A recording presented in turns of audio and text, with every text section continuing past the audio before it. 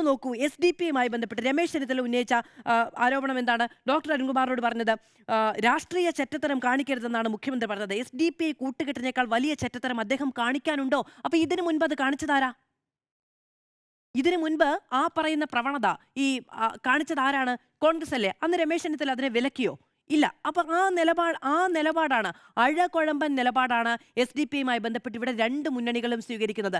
ഞാൻ മുൻപും ഒരു ചർച്ചയിൽ ചൂണ്ടിക്കാണിച്ചതാണ്, 0.38 മാത്രം വോട്ട് പെർസെന്റ് ഉള്ള ഒരു SDP പോലൊരു പ്രസ്ഥാനത്തിന് ഈ നിലയ്ക്കുള്ള ഒരു സ്പേസ് കേരള രാഷ്ട്രീയത്തിൽ കൊടുക്കരുതെന്നാണ് എനിക്ക് ഇവിടുത്തെ മുന്നണികളോട് ആവർത്തിച്ച് പറയാനുള്ളത്.